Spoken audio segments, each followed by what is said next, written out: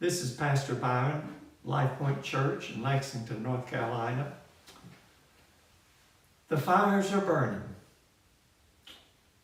in major metropolitan areas, major cities all over America.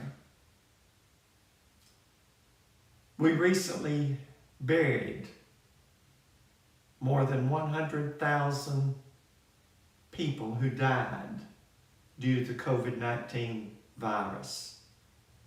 And the numbers in some states are continuing to escalate. We have more than 40 million Americans on the unemployment roll, which exceeds the depths of the late 1920s and 30s in the Great Depression. George Floyd was arrested in Minneapolis a week ago. They were interviewing him and trying to determine what had happened. And then we all saw, and we have seen the heartbreaking video of a law enforcement officer who placed his shin on his neck, and George Floyd was asphyxiated.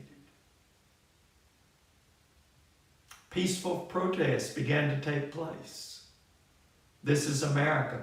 Peaceful protests are always right. They're always in order. But it wasn't long until the peaceful protests turned into violent protests, especially in the evenings. The looting, the riots, the burnings of banks, churches, police stations, city halls, happening all across America. In many of the cities, destroying the very communities that have suffered the most. Violent protest, looting, burning, all of this is wrong. There is nothing right about that. But we are learning that while the peaceful protests were people who were genuinely concerned about the racism that has a deep legacy in America, whether you admit it or not, it does. And that is wrong. But soon the peaceful protests were interrupted and taken over in many cities with white supremacists who invaded the peaceful protests and turned them violent. How do white supremacists still exist in America?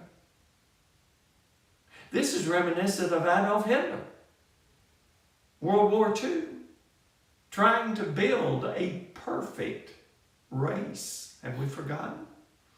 His goal was to annihilate all Jews. He killed more than 6 million. And to build the perfect Aryan race of white men. Blonde hair, blue eyes. Not only are the white supremacists a part of the violent protests, but the drug cartels, the left-wing radical organizations. These are all the primary cause of the looting and the violence, the burning of property, and the killing of police officers. And all of that is wrong. I found the words of Representative John Lewis fascinated me. John Lewis was a young aide to Martin Luther King. John Lewis said the other day, and I quote, "I know your pain. I know your rage. I know your sense of despair, your hopelessness. Justice has indeed been denied for too long, and I do understand. But rioting, looting, Burning is never the answer. The answer is found in sitting in, standing up, peaceful, protesting, vote, but make up your mind you're going to be constructive, not destructive. End of quote.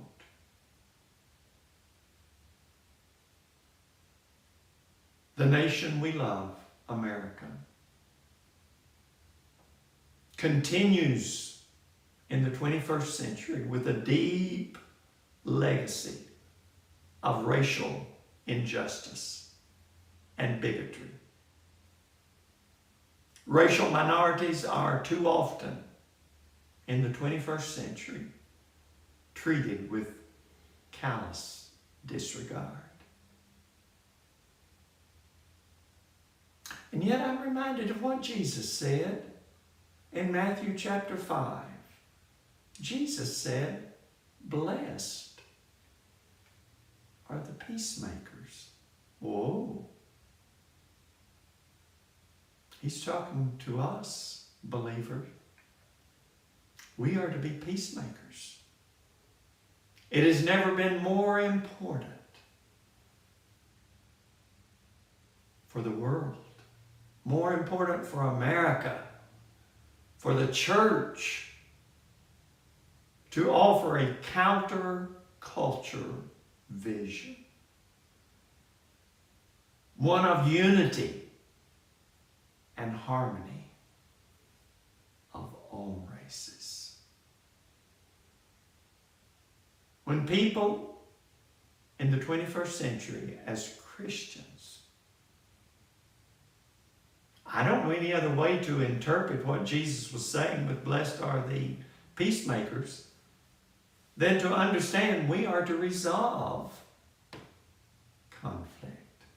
We're not to be part of the bigotry. We're not to be part of the hatred. We are to demonstrate our forgiveness for each other.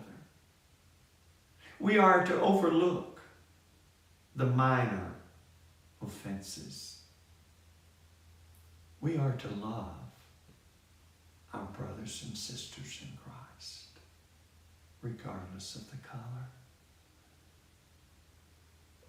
I'm not sure what we're going to do with our racial bigotry in heaven. Yeah, I'm not sure about that. I don't know. Because God created us as equals. He sees us as one. If the church, while she's still outside, deployed, is kind, merciful, loving people without judgment, offering to listen, offering to care, offering to be a part of making America a better place for all. That is a powerful witness. I jotted down today a prayer that Martin Luther King prayed, and I quote, "Oh God, help us to walk together. Help us to pray together. Help us to sing together. Help us to live together until that day when all God's children, black and white, red and yellow, will rejoice in one common bond of humanity in the kingdom of our land." May we still pray that prayer for the healing of our nation, for the caring and making a decision to do something positive to help the racial injustice of